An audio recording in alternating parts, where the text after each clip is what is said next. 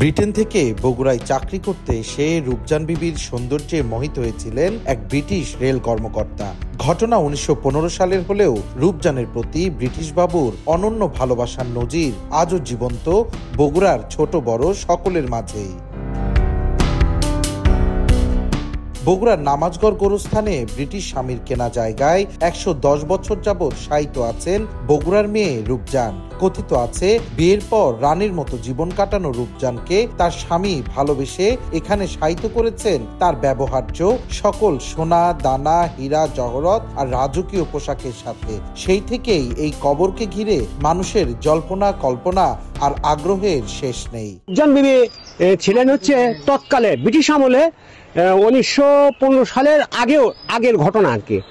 তখন আমি ছিলেন বগুড়া এলাকার খুবই সুন্দরী মেয়ে, খুবই সুন্দর, এত সুন্দর যে তৎকালে ব্রিটিশ আমলে ওই রকম সুন্দরী মেয়ে এই বগুড়া জেলাতে কোথাও ছিল না।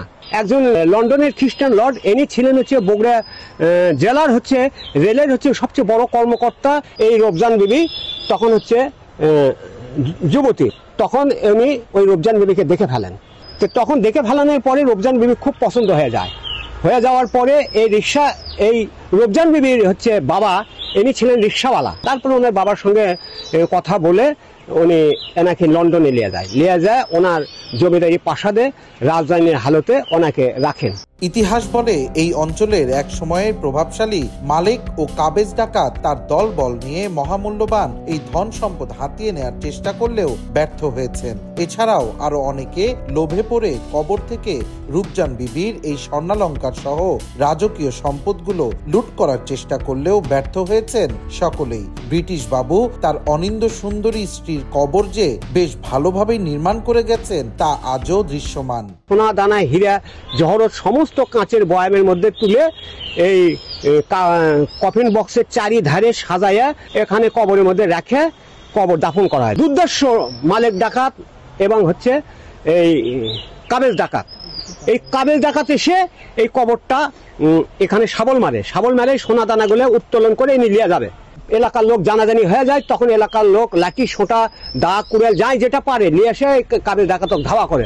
সংসারের প্রান্তভাগে লোভিয়া জনম দিনবেশে ছিল উচ্চ প্রণয় বৈভবে। প্রেমিকের অশ্রুজলে গাথা এই সমাধি, হে পথিক কৃপানেত্রে হেরিলে বারেক, ধন্য হবে শান্তি পাবে অন্তিম শয়নে। রূপজান বিবির কবরে আজও শ্বেত পাথরে খোদাই করা আছে হৃদয়স্পর্শী এই কথাগুলো। কে লিখেছেন তা সঠিক কেউ বলতে না পারলেও ধারণা করা হয় ব্রিটিশ বাবুর ভালোবাসার বহিঃপ্রকাশ এটি।